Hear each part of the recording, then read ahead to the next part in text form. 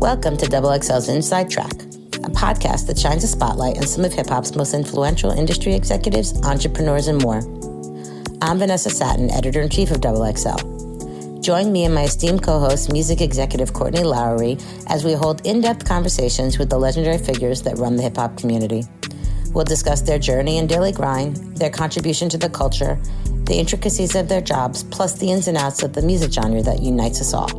This is XXL's Inside Track. Welcome to the next episode of Inside Track Podcast. I'm Vanessa Satten, Editor-in-Chief of XXL, with Courtney, who is, what are you, music executive extraordinaire? Extraordinaire. That was the title that we went with. And then we have Lenny S., the SVP at Rock Nation. And here we go. Go ahead, Court. Absolutely. Ball over to you. First and foremost, thank you, Lenny, for joining us. Of course. Thank you for having me. I'm surprised I got picked out of the, Nah, you top of the list. I texted him. He said, I'm boring. I said, okay. I'm so boring. No, that's why I don't do them. Nah, Lenny, I said it to him. He said, he's not boring. What is he talking about? Lenny's definitely not boring at all, but you're actually very inspiring. So before we get into your journey, I'm serious. I'm serious. Thank you. How tell us how you got in the game.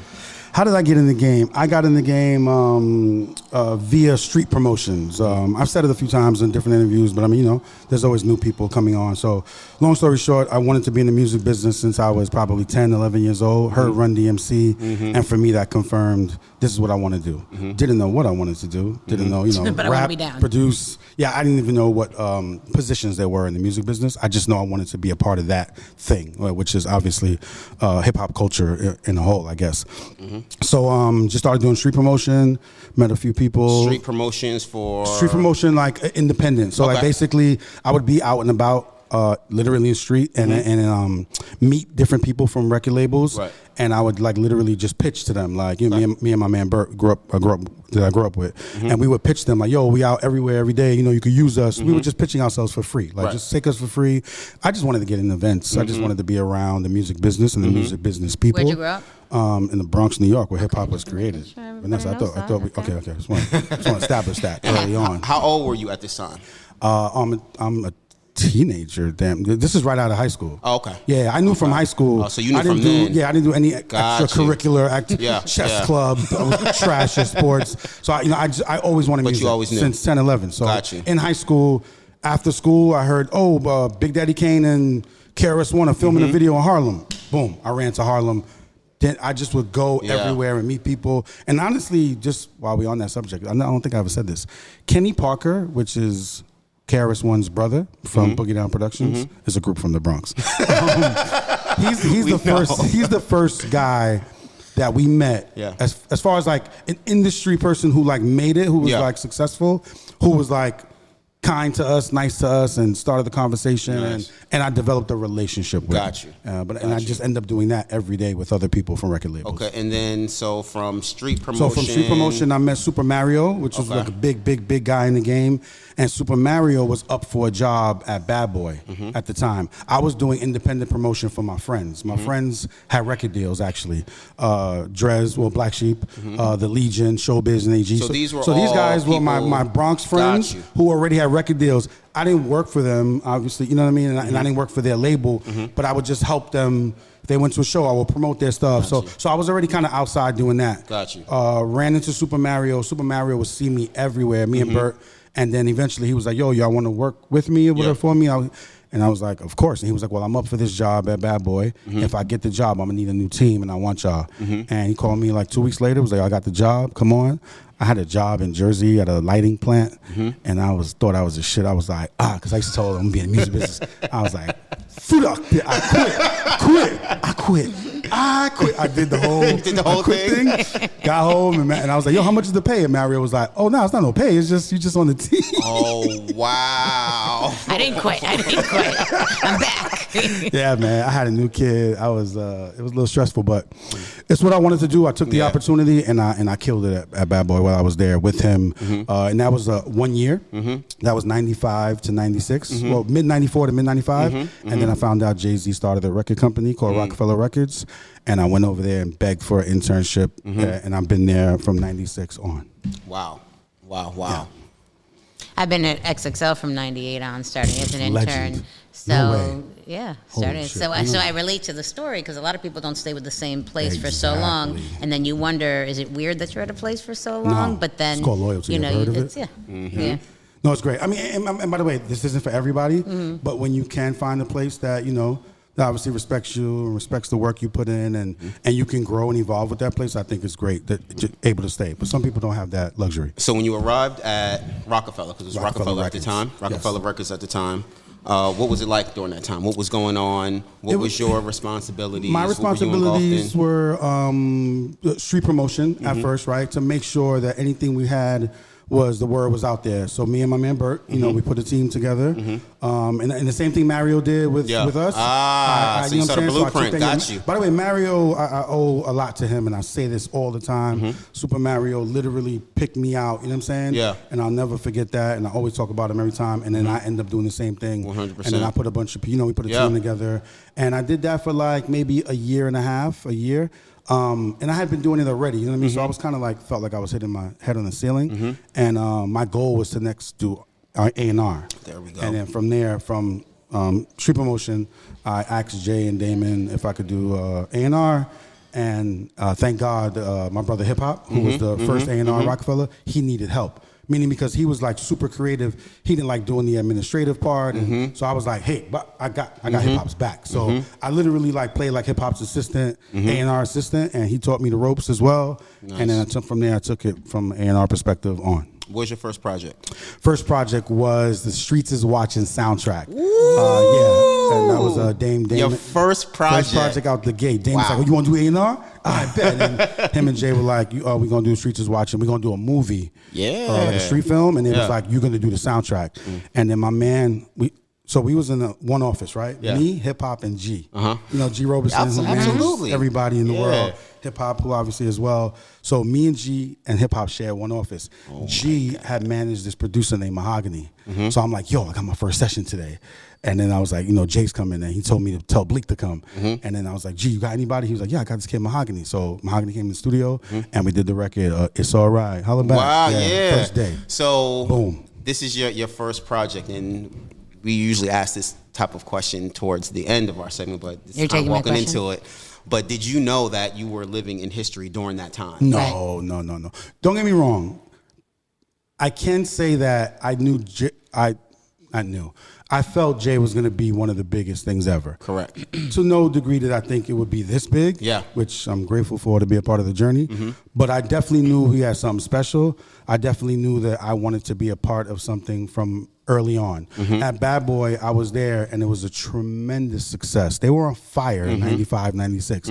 But I didn't build that. I was there for a year. Right. June Balloon and all those guys that were over there, they built that. You know what I mean? Harv and Puff and everybody. And I felt a little, I didn't want to take credit for something that I didn't do. So being at Rock, I did feel like it was going to be tremendous. I thought Jay was going to be one of the best, and I was happy to be a part of that. Didn't know it was going to be this big. Yeah. Or that it would last so long, right? Yeah, or this legendary, rather, yeah. Does everybody use you to try to get to Jay? For the most part. But I mean, I don't knock it only because that's who I am, right? I'm the accessible guy, and I take that as a positive, right? It's so hard to get to people. You're not going to get to Tata. You're not going to get to Jay Brown. You're not going to get to Jay. You're not going to get to, Desiree or a lot of people. You know what I mean? So we can't ask any of these people for our podcast. You know what I mean? So it's like with all due respect, I'm the accessible guy that, that is down to earth, that is super cool. And not that they're not, it's just people are super, super busy, but this has always been my mission. My mission has been the people that the person that you can come to, the person that you can get messages through, and I'm going to get you real answers. I'm not going to bullshit you. I'm not going to give you no industry shit. I'm going to give you straight up. Was that always the case? Did you always kind of come into the game? It kind of, yeah. Or did it develop into this as he grew, as you guys grew? You're right. Good question. It developed. You know what I mean? I can't say that early on I knew, I'm going to be I will be the face of your company. Everybody will go through me. I'm the conduit. No. Great question. It grew into that. Because of trust, right? Trust, loyalty, obviously. And you know me, I hold the name with pride. You know what I'm saying? And I don't, and I respect everybody who also is coming with a request. And no request is too small or too big. And I think I have a good way of keeping relationships with people and being honest with them, that whether they get the answer they want or not, they can still come to me for 100%. That, and I'm gonna, really get the answers from whomever they need it from. So take us after Streets is Watching. Then what came next? Because it's obviously it's a build to the moguldom and stardom, and the dynasty that you're a part of. After Streets is Watching, so we collectively, hip hop and I collectively will work on J albums, but then also we also had our other assignments. So hip hop got Beanie Siegel, and then I got Memphis Bleak, and then G got Emil. So it's we kind of separated the projects. You know what I'm saying? But me and hip hop always worked on J, and then I did Bleak. I did Bleak's first 3 albums, the ones that went platinum. No. All big albums ago. But me and Bleak had a tremendous bond, and you know what? We took a chance on each other. I had never done A&R, and he could have been like, "What? I don't want no new guy. I want hip hop." Or you know what I mean? Because hip hop was already dope. He was picking out amazing tracks. He was so Bleak took a chance on me. They all did, and then I respected that chance, and I did everything. I used my relationships. I already knew Swiss, so I was like, "Swiss, I need a single for Bleak." And at that time, Bleak may not have gotten a Swiss single. You know what I mean? I'm not saying it like that. I'm saying he was just starting out. 100%. Swiss was doing DMX and Jay-Z. He could have easily been like, you know what I mean? Yeah. He had Dragon. He had so many people, but my relationships that I was building with people. Swiss is an amazing person. He's the best guy in the world, by the way. His publicist. He is. But he really is. He is. Swiss, we'll get into that. Because Swiss is a phenomenal guy. He is. There's 2 or 3 people in the industry that have encouraged me, and Swiss is one of them, because I've always been behind. But anyway, I was able to use those relationships. I wasn't saying he wasn't, but I wanted to make fun of you. I was able to use those relationships to do Bleak albums, which was great. And that's how I learned, okay, this shit really does work. You don't really need money all the time. You can really use your relationships as resources. It seems it's similar to the Sherry story a bit, and how you're telling her come up, and then the early project she was on, and she was actually going to be working on those. And would they not want her because she was early on or whatever? That I love Sherry. Coming from the same camp too, right? Yeah. Yes. I love Sherry Bryant. Did she tell you I used to pick her up every day? No, she didn't tell us that. Tell us that. I used to pick Sherry Bryant up from her house. She lived in 1199, the building in Harlem. Everybody was I think Dipset had 3 floors. Everybody who's real from Harlem now. But Shari, she was 16 years old. Yeah, she said that. Again, me and her clicked. I met her mom because her mom was cool with Dame. That's how she got. She said, yep. And her mom was super cool, and she just out of the blue was like, I picked her up one day, and she was just like, you gotta make sure my baby's good every day. I was like, of course I am, and that's it. And I literally went to Harlem every day, picked her up, and dropped her off. Wow. And again, she was young. I didn't want, you know what I'm saying? We had to make sure she was protected, and that's how we started our relationship.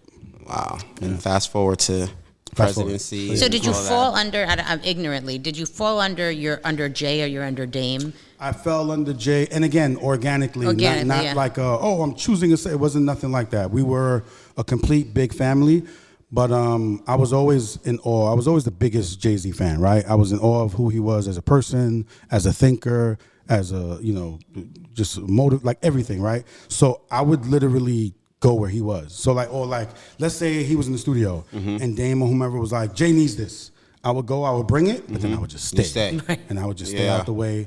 And then if he would needed something, I'd be like, I got it. And again, I was helping out hip hop, you know what I mean? So administrative, or Jay would just be like, whoever's in the room kind of, like Khaled does. Whoever's here. You don't do certain things, but but Courtney, you're there. Call, and you're like, got it. You know what I'm saying? So same thing. Jay would be like, yo, call Pharrell, tell him I need, and I'd be like, I don't know Pharrell, but I'm gonna figure it out. Figure it out. Yeah. Because again, right, if I'm calling saying, and I'm calling for Jay, so if I'm like, I could get to these people faster. It's not like I'm calling for me, for some artist he doesn't know about. So I just used what was in front of me. I was smart, I was quiet, I was out the way, and I was very resourceful. Do you remember the first conversation you had with Jay? That's a great question that nobody's ever asked. Kind of. As we got closer, the conversations got deeper, you know what I'm saying? But obviously it took a while to trust. Even though I was around and I was doing work, it still didn't mean, he would tell me things that he might tell Biggs or Tata, you know what I'm saying? 100%. But being there every day and showing the loyalty, and remember I was taking pictures at the time as well, and I was never exploiting the photos. Like when he asked for them, if the publicist needed pictures, he'd be like, oh, Lenny took some, get them from him. And that's how I would give them up. I never took pictures and was like, Source Magazine, yo, here, I got, you know what I mean? Like I never exploited or violated. So I think the trust began to grow from there. And then little by little, I'd be in the car alone with him. We'd have to go to like the radio station and different places like that. And I would ride, because I would wait in the car, sit in the car so they didn't have to park. You know what I mean? So the conversation started to evolve and develop, and I became more trustworthy to them throughout those things. Best piece of advice he's given you? I say it all the time. It's in his book, and it's something that I live by every single day, and I tell everybody, you do not get what you deserve, you get what you negotiate. And I think it's so important because of most of my career, I thought I would get things, and even outside, I'm not even talking about rock, I'm talking about just in general in life. I thought that I would get things that I deserved because of what I did or what I put in or the favor I did for somebody. I'm like, oh, they got me. I made sure that they got that job. Or and it sometimes would never come back around. Yeah. I got them an $800,000 check. They're going to take care of me or whatever the case may be. And I learned that it's not nobody's fault but my own. If I didn't negotiate a percentage of that deal, then I'm not owed anything. If I didn't tell them, hey, you get me on this back end, or if I do this favor for you, make sure you look out for me. If I didn't negotiate that up front, and that happens throughout life with everything. So you have to speak up and say what you want, or else you won't get it, and it won't be their fault. Yeah. And then I'll be walking around either bitter or kind of like building resentment, and I don't want to do that. Great advice. Did you learn early on, if I do anything, if I stay long, if I make the phone call, if I do the work that might not be as glamorous, then all of that will make me more valuable or keep me around? Was it that kind of mentality? I did. I thought that if I put in 24 hours a day and I showed them that I was responsible, reliable, and loyal and honest, and I thought if I showed those things, because I kind of feel like that's how they came up. These are guys that came up from the street and had like street morals, but they were also intelligent, and so I thought that they would honor loyalty, and they did. You know what I'm saying? And I banked on that, and it worked. You know what I'm saying? All right, fast forward. We're here now. You shocked every day that it's this big and everything that you're doing and what you're involved in, or it's common and the norm now? I am shocked. Great question. And only, again, shocked because being that we've lived it for almost 30 years, and I've seen the majority of people not make it. The majority of groups, the majority of partners, the majority of record labels, I've seen them not make it. And by the way, there's pieces obviously that kind of fell apart or whatever, and that happens in life.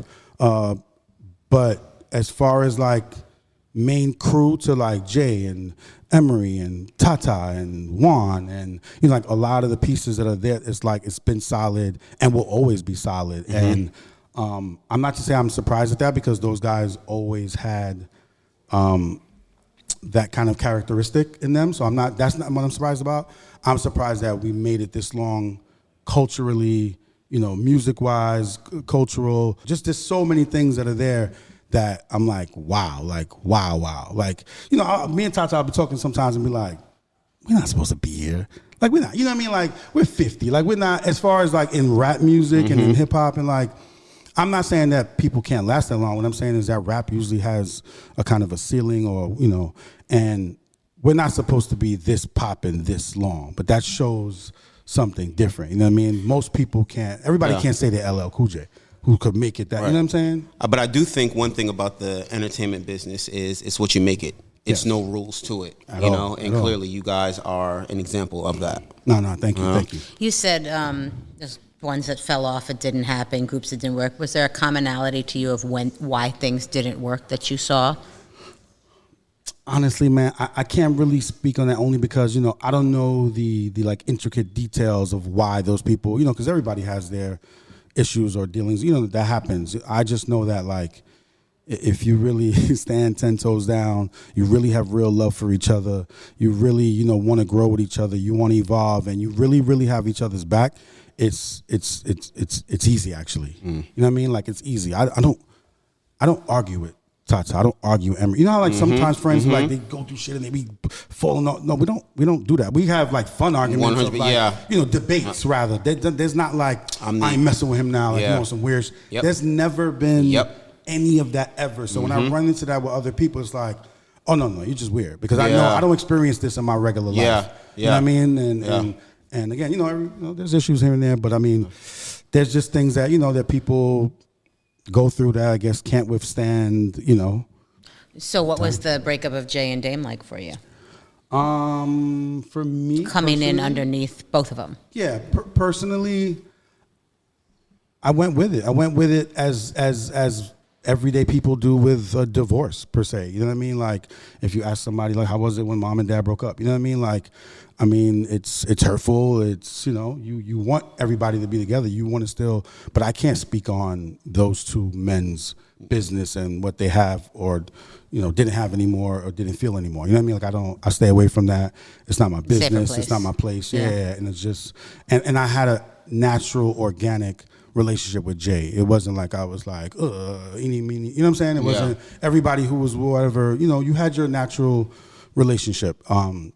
So yeah, I just took it for what it was. They're grown men, grown business, and I was there. I was with Jay, and just kept it moving. So you shift over, Jay. You're growing a different company with him. You're still working in A&R. Mm-hmm. You start to expand responsibilities. How does it go? I mean, you go from A&R to SVP now. So what was the journey from there? Basically, right. There's a little part in there that it's probably maybe not too known, but so remember Jay was the president of Rock Nation. Rock Nation. I mean, I'm sorry. No, Def Jam. Def Jam. I'm sorry. Yeah. He was the president of Def Jam.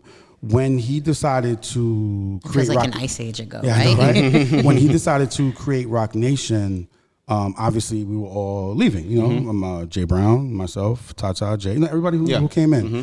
And LA reached out to LA Reid, who taught me so much, and who's an amazing, one of the best executives I think in the business and music men. Period. Sure. Right? LA Reid asked Jay if I could stay. Like he was like, "Hey man, you taking the whole team with you."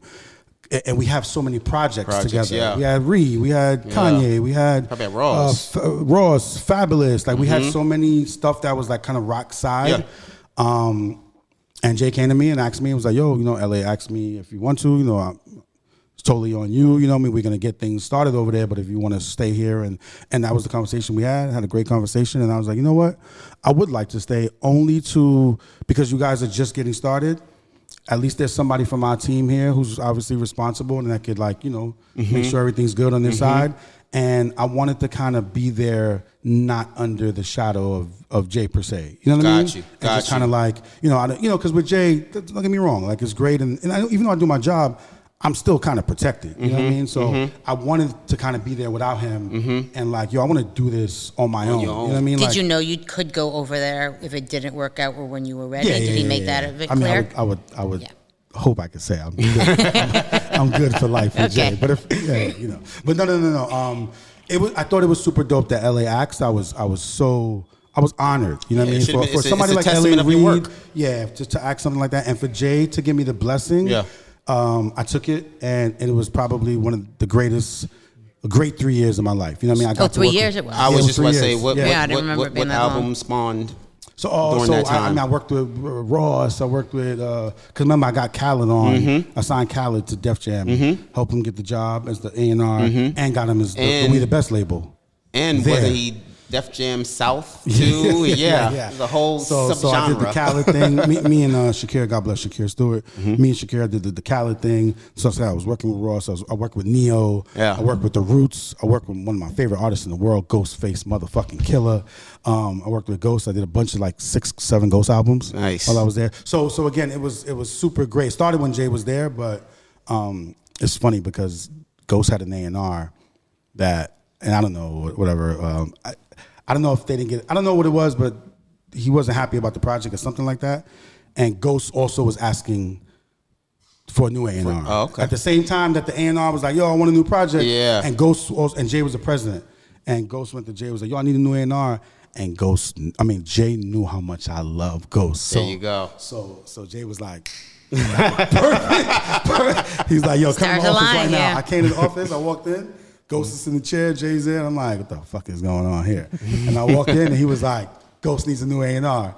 Ghost is like, yeah. That's you know what I mean? That's Lenny, yeah. Because we already knew each other. You know okay. I hadn't worked with him yet, but I knew I was always a fan. Yeah. So Sean and Ayers used to work with him. So I used to, as a fan, we connected, and he knew I was, you know what I'm saying, like, I had tried to get Ghost on, like, J.I., me and hip-hop. Me and hip-hop would fight for Ghost and stuff like that. So anyway, that's how I became Ghost A&R. So again, the relationship and just I got to really work on things that I love. But those years at Def Jam, outside of the Jay-Z or the Rock umbrella, was amazing for me and a good learning.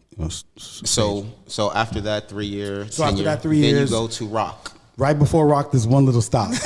Wait, now there's 2 stops because getting stuff that people don't. You know what I mean? So right before that, I'm working with Jay directly. Like just Jay, but Jay's like chilling. He's not really doing work, but he's like. What year? Oh man, whatever year. Remember Shaw Stimuli? Yeah. Whatever year Shaw was signed. So I signed Shaw to Virgin Records. So whatever year that was. 2006, 7. It might have been like 6, 7, 5, 6, or 7. It's all one big year. Yeah. So Jay's retired, right? Yeah. This is after the Black Album. He's chilling. I'm on his payroll. And I'm getting job offers. And I'm like, Jay, let me take one of these job offers because, you know what I'm saying? Like, I don't want you paying me, bro. And you know what I'm saying? Like, it don't make no sense. And we're not even doing that much work. And another company could pay me. He's like, nah, we good. You straight. You good. You're my guy. Cool. Big John, one of my mentors in the game, one of the biggest and best publishers in the world and just all around great guys. Big John takes over Virgin Records. Cool. So he takes over Virgin Records and he asked me to be an A&R there. So I went to Jay and then John went to Jay and, they love each other. And Jay gave me the blessing to go to Virgin for a little bit. So cool. So I'm at Virgin. This is actually right before Def Jam. I never knew this. Yeah, this is right before Def Jam. We just went back a little bit. This is right before he took the job at Def Jam. So I'm working with Big John. I'm at Virgin. My first record I do. Lenny Kravitz remix. Wow. I got Just Blaze to do the beat and I got Jay to do a verse. What song was it? So I'm at Virgin Records, and the first record I do is a Lenny Kravitz remix of Storm. Okay. I got Just Blaze to do the beat, and Jay did a verse. So I'm looking like a superstar. You coming with guns blazing. I came in. And by the way, I didn't think Jay would do it. I'm like, yo, Jay, you gonna do this? Like, just did the beat. Yo. And then walked and checked this out. So we're good. So I was working on that. And I was assisting John, Big John. Big John was working on Janet Jackson at the time. Wow. That's when Kanye was working with her and everything. So again, I'm assisting. That's Big John stuff. I'm just assisting him. Work with Rough Riders a little bit because they had a deal over there and stuff like that. Signed Shaw Stimuli, and then fast forward. The CEO leaves and they bring in Jermaine Dupri. And John also leaves. Yeah. So I'm like, oh shit, John, my guy, Big John's leaving. Yeah. But they're like, yo, Jermaine's coming in. So I'm like, oh, Jermaine's my guy. Exactly. I'm good, right? So we're there, like, first day, we have a meeting. He's like, yo, I'm happy. We never worked together. He's like, I'm happy to be working with you. Likewise, I love Jermaine Dupri. He's one of my favorite. And I'm excited. I'm hyped. Yeah. 3 days later, he knocks on my door. Open. What's up, JD? Yo, you gotta go. I'm like, I gotta go, bro. What you like? You know what I'm saying? Like, I'm confused because we just had a great, and he's like, Hove called. You gotta go. So I didn't even know what that meant. And I didn't know at the time Jay had took the presidency at Def Jam. Okay. I called him. Not even telling me. I'm like, damn, they didn't even give you HR. They just got rid of him. Yeah. Jay must have called JD and was like, yo, bro, be my guy. My people. Yeah. So that's what's up. I was out of Virgin 3 days later, and that's when the Def Jam thing started originally with Jay, with everybody. We did those 3 years, and then I did the 3 years alone. Sorry. Got you. Little backtrack. But so when you finally arrive at, Rock Nation. Rock Nation, 6 years later. What period is this? 6 years later, I arrived there, and but good. Like, Cole's there. Yeah. Bridget Kelly's there. Obviously Jay. And it was great, you know what I'm saying? Like, went in and just kind of like started helping out however I could and bringing situations. And honestly, at the time, I was bringing Khaled over there. So I sat Khaled with Jay. Jay loved them. Obviously Khaled's the biggest Jay fan. And the meeting went amazing. And Khaled was gonna be on Rock Nation. Ask him. And then Rock Nation though was still kind of getting set up, right, in a sense. And then that's when he just, Jay just gave the blessing to just like, hey, go, we're not set up yet, but just go elsewhere. And then we did the whole thing. So is everybody always waiting for Jay's blessing? I am. I am. I wouldn't do nothing, but I mean, especially like if I'm negotiating something or working on something, I have been working on Khaled for years. Mm-hmm. Like I've been on Khaled, he's my brother. So anytime I would see like if he was something in his deal was opening up or if he wasn't signed to this company no more or whatever, I would try to like snatch him up. This is like 2011, 12, 13, around that time. Yeah, this is early. This is right before Def Jam. This is right before Def Jam. Yeah. So but yeah. So what's it like to have a figure that's not your father figure, not your a relative, but that you kind of are always getting a blessing from, or know is good, or you've got to please him, or you don't want a disappointment, or whatever the dynamic is that character exists. I mean, that doesn't exist for a lot of people. Yeah, great question. I think it's amazing, right? I mean, I think it's like saying, if you had Steve Jobs' ear, or you have whomever, like somebody that you look up to that's super creative or super intelligent or super incredible, and you having their ear, I think that's a rare thing. You know what I mean? I don't think a lot of people can say they can just call people like this and get guidance or get advice or get, just anything that you need from them. And Jay He is my mentor. He is my brother. He is the person that I look up to. He is. Do you have to be conscious then of you'll know what would disappoint him and what you shouldn't do, or does it not function like that? It's not like that. I mean, we're human. But I'm very self-aware. Like, don't hang out with this person. Don't have an opinion on this. Does it go there? No. I mean, we all have our own. We debate. Like I said earlier, we debate on stuff. Him or Emery, somebody might be like, that's whatever, and I'd be like, nah, you crazy, this is crazy. Like we have fun debates and we like what we like, but we agree on a lot of stuff. But I think for me, it's a blessing to be able to have somebody like that that I can call on, or that I could ask advice on, or that I could, even when it's personal, professional, a move I'm gonna make. I hit him about personal things sometimes, and it's the best advice, and I will follow that forever.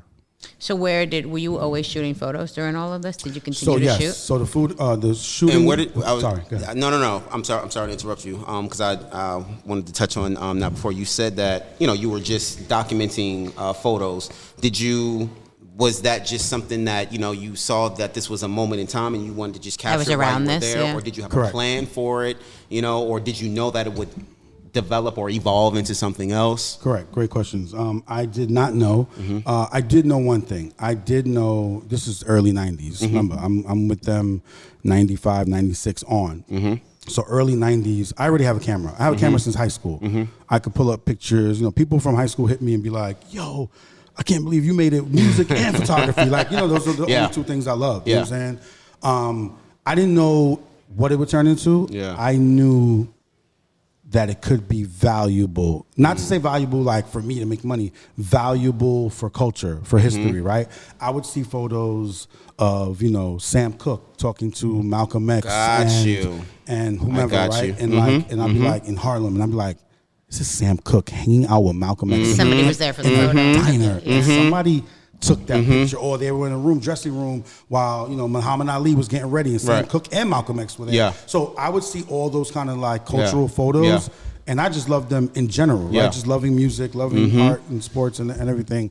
And I would be in the office, or I'd be in the studio, and Jay would be working, and Leor Cohen would come see him. And then DMX happened to be in the next room, so then he came and said what's up.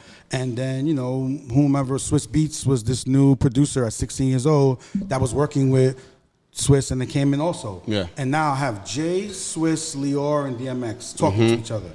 And for me, I didn't understand why people weren't capturing that all the time. Yeah. Like, this is happening every day. Yeah. And you're not, and nobody's capturing this. So again, I'm not saying I had the foresight of like, I knew this before social media. I had the foresight to know this is something that should be captured.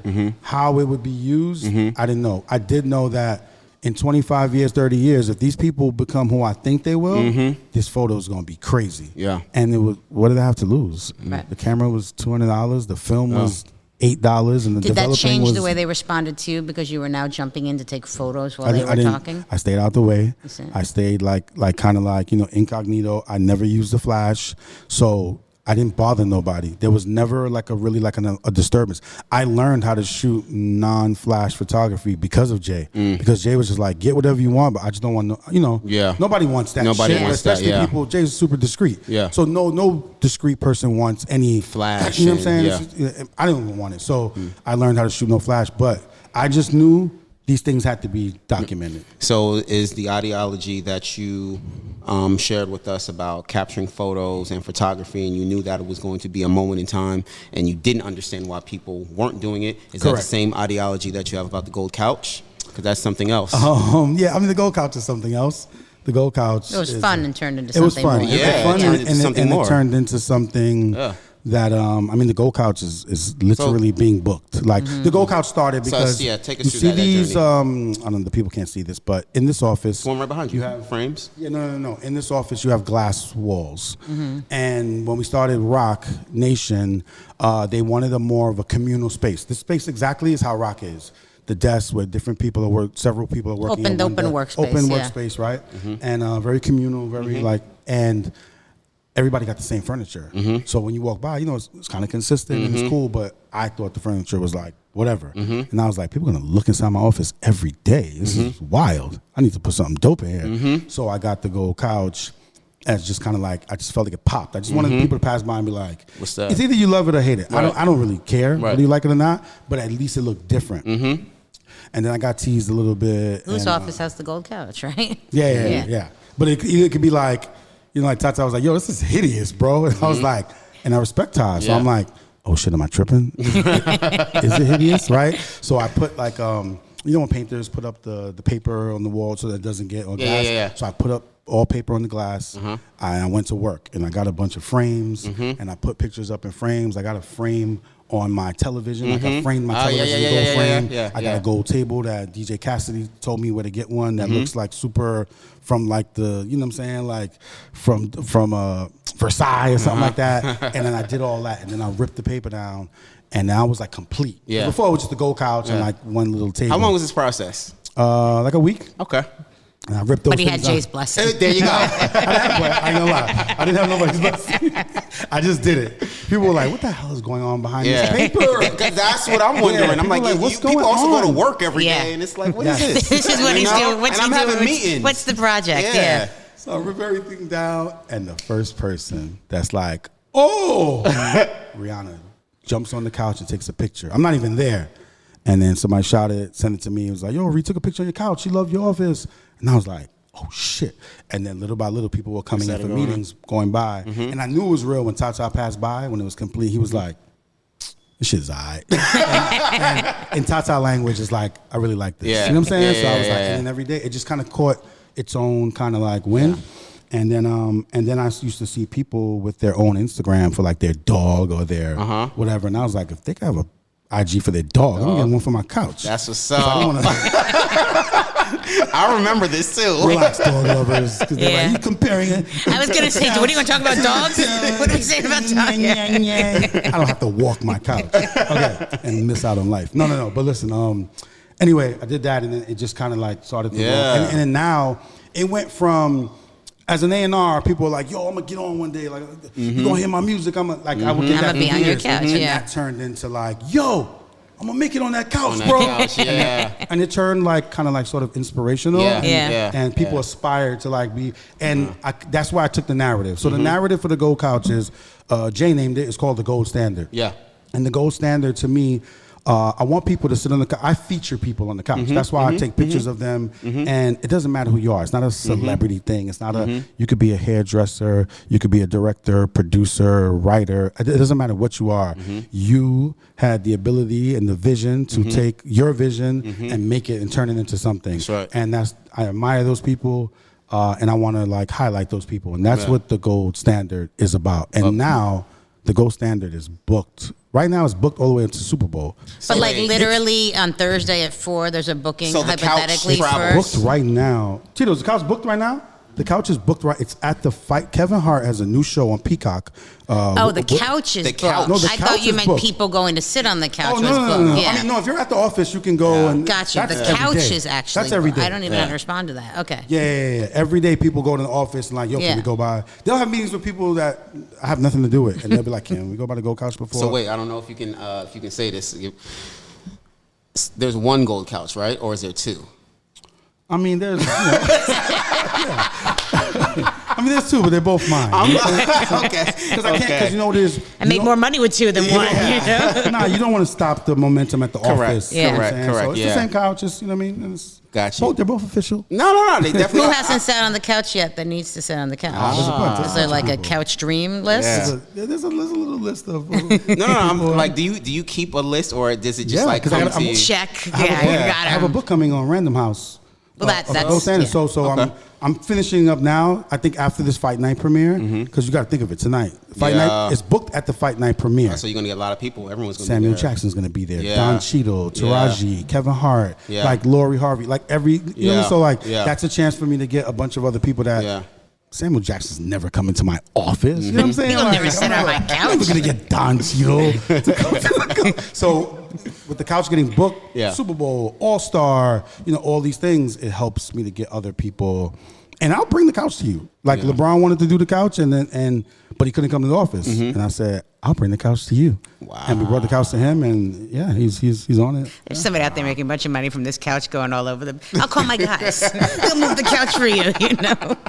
But it's a little cool thing. So, what are some photos of moments that you caught that maybe we haven't seen or the public has, but you think will be historical or already, or? I mean, there's one. We'll live up to those moments that you saw with Sam Cooke. Yeah. I mean, there's a bunch. I'm not gonna lie to you. You're talking about 30 years of photos, decades. But for you personally? Personally, early rock and early like Run This Town stuff that like with Jay, Rihanna, and Kanye. You know what I mean? Like I was the only person there shooting. So there are a lot of those kind of moments where nobody has it. Doesn't matter. Don't care how established you are. Because they're photographer. I'm not a photographer. I just capture moments. But there are photographers. There are real photographers that have incredible moments. But like, I'm blessed to say that the moments I have, they're intimate. They are personal, and so for me, there's no competition. It doesn't mean that I'm better than the other shooters. I'm not a real photographer, but I have a decent camera. I have great relationships. I have a lot of trust within people, and they let me shoot what I want. So that alone, those things alone, help me get the photo you're not gonna get, because you're gonna get the photo that they're walking in the event. Maybe you'll catch them in the dressing room if you're lucky. You'll get them talking. You're going to get the things that 17 other people have. You're not in the dressing room with me when they're having a private meeting. You're not on vacation with me when I'm with them. You're not at the wedding with me when I'm with them. So I'm in all of these personal spaces that, again, most people, they just won't be able to get unless you're that person's shooter. Right. You know what I'm saying? Do you check with them before you release any of these types of photos? How does that work? No, because I don't release nothing. So I mean, some people, the book's gonna be pretty. But the book, I mean, but if you take photos of people and you're pretty good. Like I'm good. It's not No, but there are people that I respect that I know would like to see image, and of course I showed up. You know what I mean? Like I would never disrespect nobody. But there's two different things. You're going to be on the couch as expected. You might be seen on the couch. You're going to be shooting them at their wedding. It might not be expected at the wedding. Correct. No, of course. That's what you're at. Yeah. Anything? No, great question. Anything personal that requires somebody? Of course. You know what I mean? Like I have something intimate of Swiss and Alicia. Of course, I'm sending it over to be like, yo, these are the 5 I want to put in there. You guys let me know. Of course, like that. You know what I'm saying? But like certain things that have like, Ja Rule and Jay and Beanie Siegel from that. You know what I mean? There's really no requirement there. Like, they're back in the day, they're fine. So when did you stop A&Ring? Or did you? I did. I got let go of. I got fired. No, I got fired. No. It's funny because one day Jay came to me and was like, I don't think you should A&R anymore. And I was like, oh, shit, am I whack? Like, am I not good? Because I thought I was good. And he was like, no, it's not that. It's like, you're so good at management that, like, I just want you to focus on that. You don't need, as you know, as an A&R, you really have to be in the studio. I mean, if you're a real A&R, you really put it in the work. And you know me, I really put in the work. So at the time, I was doing management and A&R. So it was kind of hard to have like 3 artists working on an album. But yeah, I got Khaled, I got Fab, or I got whomever working on stuff that I need to be at as well. Correct. And then Jay just he made an executive decision like, and it's more lucrative for you in management than it is in A&R, and that's across the board. You know what I mean? As a manager, if you have a great artist and you're gonna get way more brand deals than any record's ever gonna get sold. Yeah. You get what I mean? I mean, unless you're Justin Bieber or Drake, you know what I mean? Taylor Swift. But that's also a less creative space. Do you miss Yes. That's right. I don't. Photography. I don't. You know why? Because I actually feel that the management is more creative, and you know that from working with Cal. I mean, don't get me wrong, making music is super creative and amazing, but you're just making music. Yeah. With let's say like managing Khaled, we could wake up and be like, Khaled should have his own Nesquik, and then we pitch it, and it's like, and then Khaled should be doing the PGA tour, and then so it's like anything imaginable we think of creatively, and we pitch it, and we usually get it as you're a witness of. That's super dope to me, and that's any space. Correct. I love Funko Pop, like the little toys. Yeah, I remember and those. You know what I'm saying? Remember we did Khaled, and that was pure. And at first Khaled was like, "What's this? I don't, you know what I mean? Like, toy?" And I'm like, "Trust me, it's everywhere." So to be able to call, like Funko Pop, me and Lenny at the time, and be like, "We got Cat," and they're like, "Yeah, let's do it. Let's do it." Like that to me is dope. That's creative. Yeah. You still. And if you have a good enough client that you can pretty much pull off anything, come on, creativity is endless. What's a moment? This is my favorite question. What's a moment that you had goosebumps that you were there for, that you can't believe historically you were around for, that you're going to brag the most about that you were there for right now? There's a lot in this. I'm not going to lie to you. I know. This question's falling, but let's try.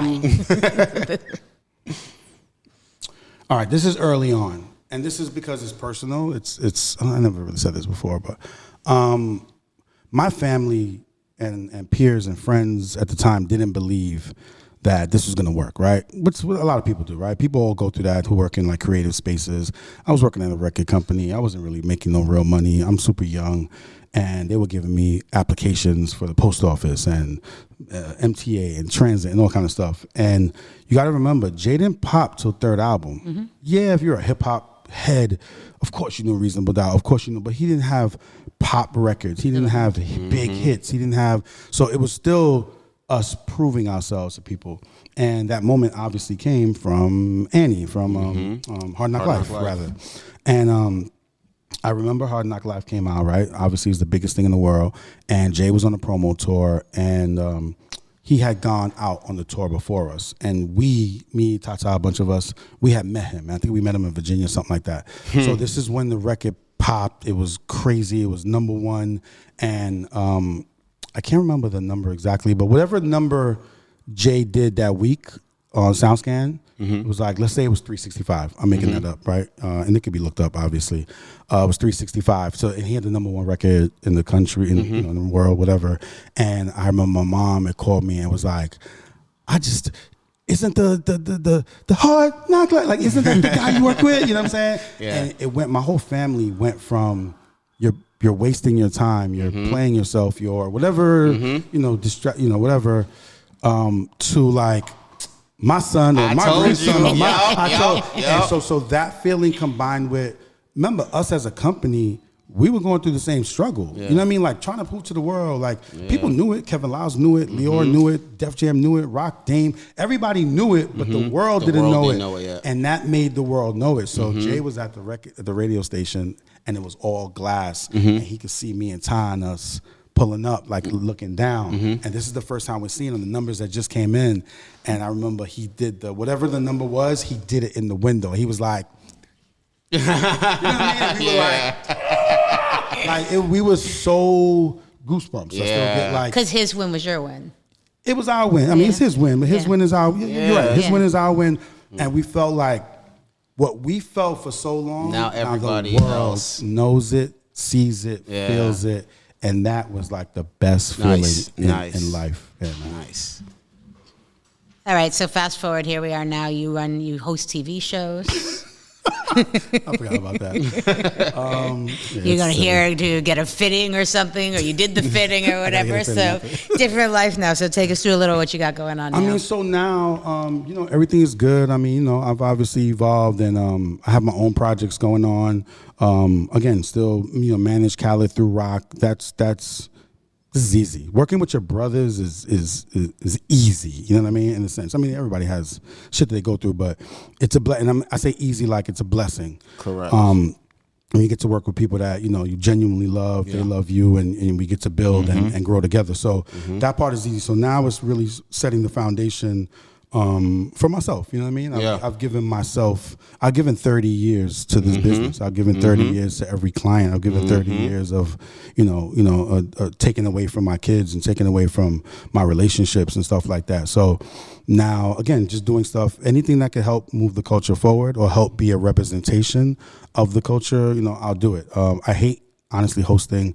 I'm only doing this because I know both of you well and I respect you, and seriously, I admire y'all. I don't do this often. I've done it. I'm boring. That's what I got. Boring. I am boring, but I'm entertained. I only do this with for people sure. that I have a respect and love for, because I'd expect the same. You know what I mean? If I was sitting in your seat and I called one of you, I'd expect you to, we have a relationship, we've built for years, and I'd expect you to come as well. So that's why I'm here. But I really don't like being on camera. I'm like SZA in a sense. You know what I mean? Like, I don't really want to. I do stuff because I have to, and because people are like, yo, for the brands, you got to be on social more. You got to show yourself more. And it's like, if you look on my social media prior to whatever year I started showing myself, I never showed myself. There were people who didn't know Kodak lens was Lenny S. I promise you, unless you were like super, but like, people didn't know that. There was like, I never showed myself on Instagram because I don't care to.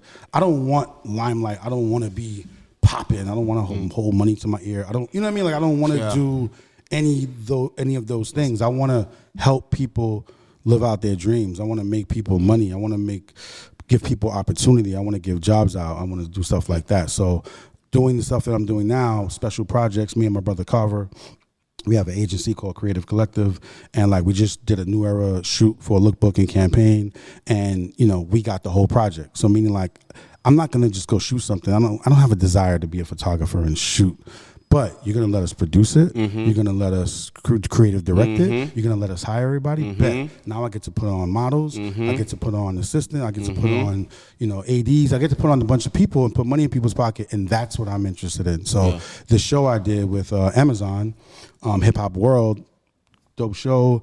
I had an idea. Me and my man pitched it, and it was just for me to be a producer on it, executive producer and co-creator. I didn't want to, and they only bought the show if I hosted it. So that's why I ended up hosting it. I didn't want to. I wanted somebody else to host it. I was going to get a new host. You know what I'm saying? But I think sometimes it's important to show those, and especially coming from any side you come from, this business, you don't think that it's very few people that have a lifelong career, in this business, whether you're behind the scenes or in front of the camera. And I think one thing that is very inspiring, you were able to create these different lanes, and I think sometimes you have to show people that, because that gives people an inspiration. A wake-up call, and a wake-up call that, you're not just one-dimensional, or you're not just what people say or think that you are. I appreciate that. There's definitely a lot of people, and I'm sure that and this is not, I'm sure you get a lot of people that come up to you and share that, so keep doing what you're doing. No, I appreciate that, man. Thank you. Thank you. Anything else you want to add for us? Thank you. No, thanks for having me. This probably might be the least viewed episode you guys have, but I'm sorry. I apologize in advance. And thank you for having me. We'll send you a message. Thank you for checking out Inside Track, this podcast with Lenny S. We'll see you next time. Inside Track. Let's go.